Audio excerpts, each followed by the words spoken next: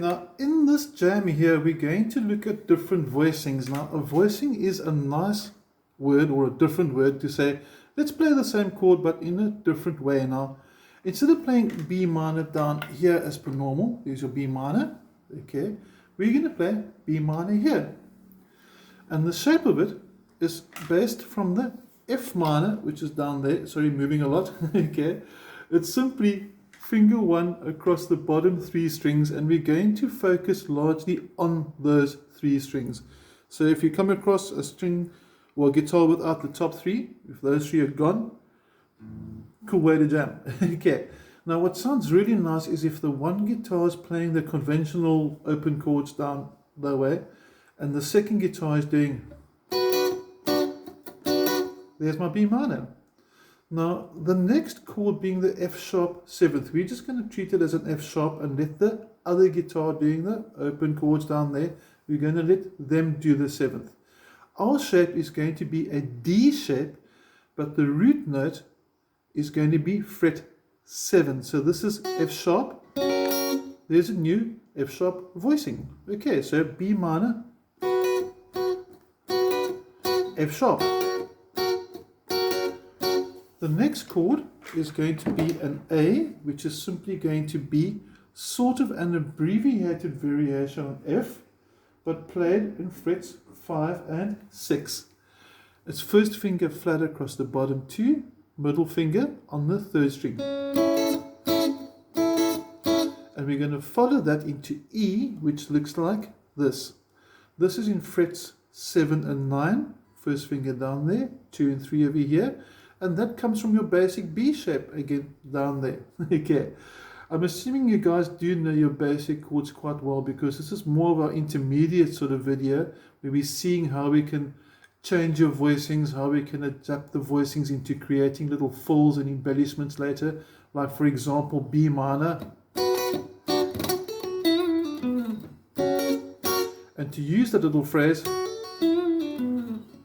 to join the two chords together, how they relate and all that. Okay, just to repeat, B minor, F sharp, A, then E, now G, which is in frets 7 and 8, the D shape again, but giving us G up here, root D is here, G, sorry, is here, followed by the D chord next, which is this. And you'll notice similarities. The E is over here, and if you know your power chords or bar chords well, D's 2 frets down.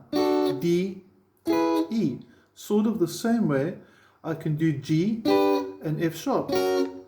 Same shapes, these are movable chords. So part of the lesson here is know movable chords. If we know the movable chords, we can actually play a whole lot of voicings. I could have done my A here instead of here. So it gives us more to play with, more creativity, more freedom. The E minor is based on the very simple B minor. So E minor now looks like this. B minor would be down here somewhere. But there's our new voicing for the E minor.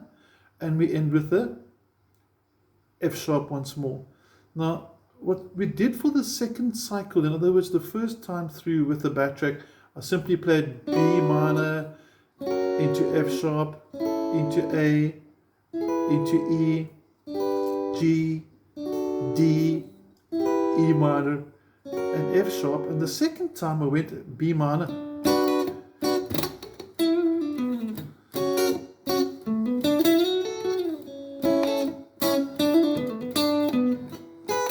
And I used my scale to help bridge the chords together. Now my personal favorite scale for this study is a combination of the B minor pentatonic, which starts at fret 7. I'm sure you guys might know your pentatonic scales quite well, but from B it's going to go 7, 10, 7, 9, 7, 9, 7, 9, 7, 10, 7, 10. That's my one favorite. My second favorite for this is to add the minor blue note, 7, 10, 7, 8, 9. There's the minor blue note. And there's the other minor blue note with the pinky now on 7, 9, 10 here and back to. And then also a bit of the natural minor. Okay, so we must know the scales. If you're not sure with the scales, please consult our other videos, have a look through there. We have listed the shapes and everything, so make sure you know your minor pentatonic, your minor blues, and your natural minor, all starting on the same root note for the song. Okay, now there's a whole lot of ways you can go around. I don't want you to feel bound or tied to a set way to go from one chord to another. My personal one from B minor to F sharp could do something like this. I think I've done it before now. And that over there starts with a rake. And that rake over there, you can see the movement. My strings are muted. And as I get to that note, I release the mute. And the mute is done simply with my palm on the strings. And that will take us into the F sharp chord. So it works quite nicely. And then maybe I could do something like that, for example, which will then take me to the A. Then maybe a little double stop into the E. There's obviously lots of ways. I could have also gone from the F sharp and put a minor blues run. So your combinations or methods are really just short of infinite. I want you to experiment. Maybe try a nice little string bend, maybe from G to D, for example, G into the D chord over there. Try a bit of a, so you get something like this.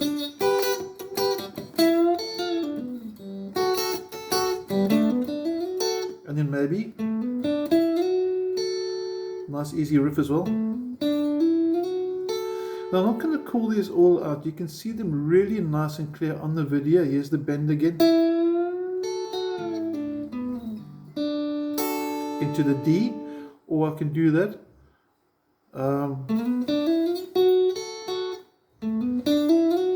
That's better.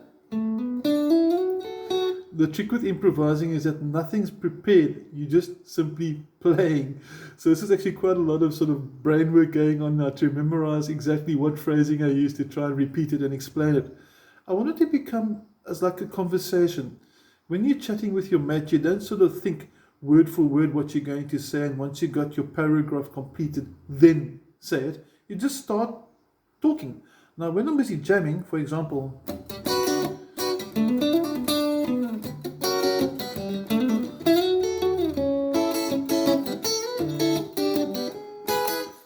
I don't plan that, I just play it.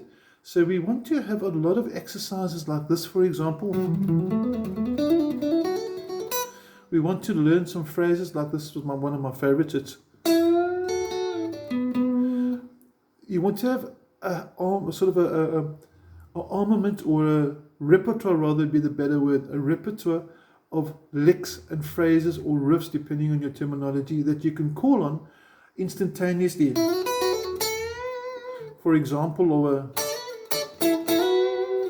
whatever sounds good to you. There's no wrong riff, or well, I guess all the riffs are right. It all boils down to what you like to hear.